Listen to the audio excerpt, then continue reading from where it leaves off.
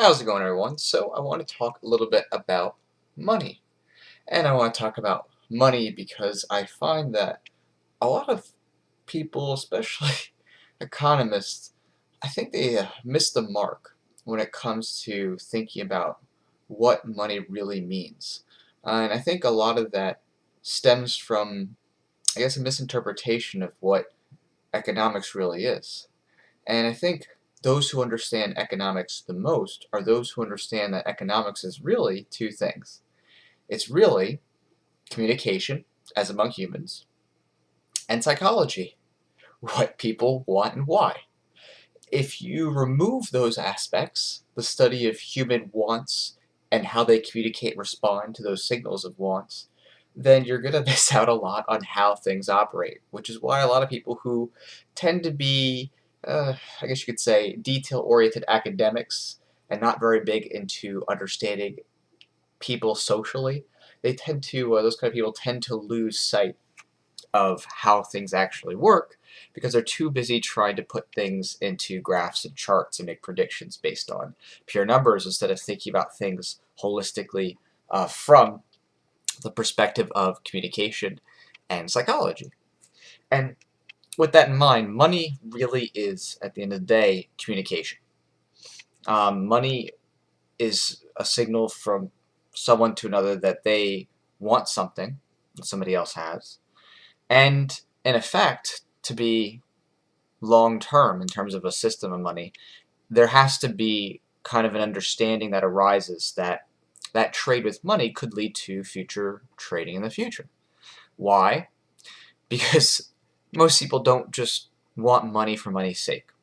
Even if you had a historically strong money, such as some form of gold or silver coinage, yeah, those things could definitely have some subjective utility. They might be used for, jewelry or silverware or tools. And in the modern day and age, it's pretty easy to see how gold and silver could be used for advanced electronics and other types of advanced electrical or electrically run and sophisticated technologies. It's something that has grown in terms of utility or possibilities for utility for those classic forms of sound money. But at the end of the day, having those things doesn't solve what really drives humans. And what drives humans at a fundamental level are basic needs, right?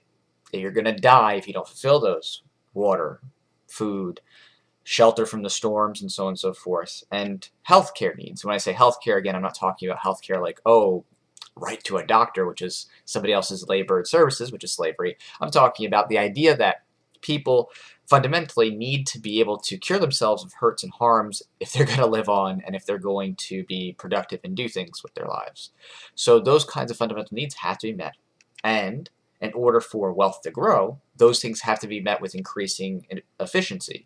In effect, to see a historical trend of wealth growth, you'd have to see, okay, how much time was somebody spending to actually get food on the table back 500 years ago as opposed to now? How long did it take somebody to set up a shelter, as far as hours having to be worked to create that as opposed to now? And when you see those trends and you see, oh, wow, that's how wealth is really represented on a human scale. Someone spends a lot less time to have to get their basic needs met in terms of working than they would, say 500, 600, 700 years ago.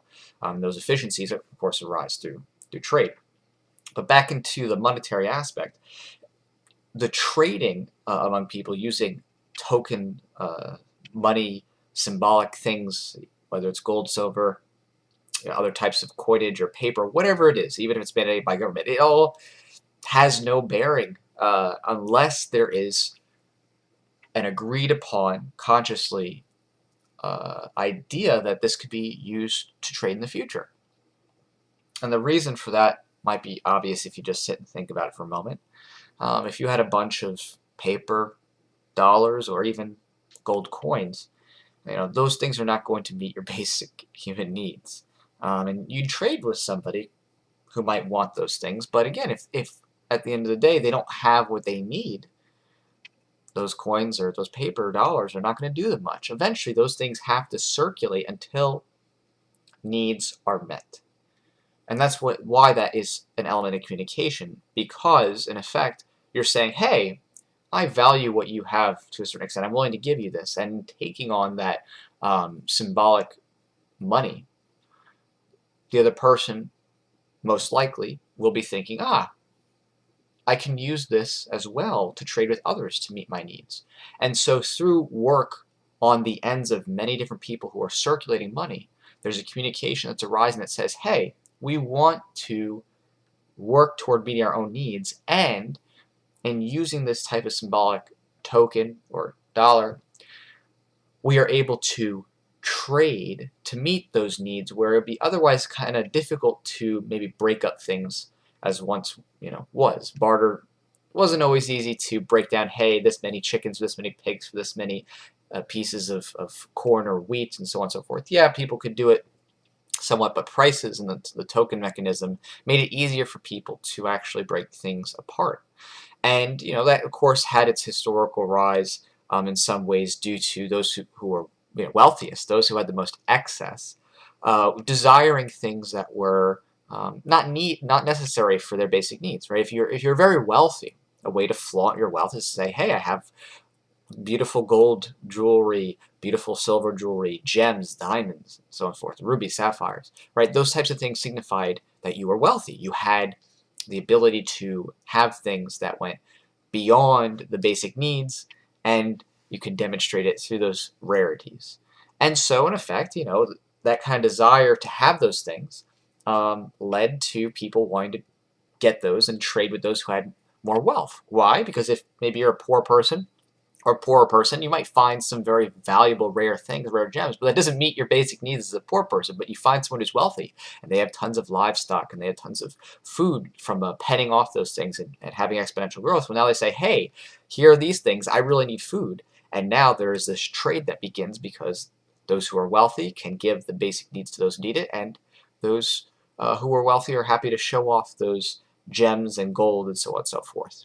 So the desirability for those things are, kind of arose that way, but along the way, of course, in addition to that, utility started to be found within those things, with gold and silver and gems and so forth. They had utility beyond just, oh, hey, look at me, I look pretty, or I give this to my wife because she's pretty, or rich now, back 700 years ago.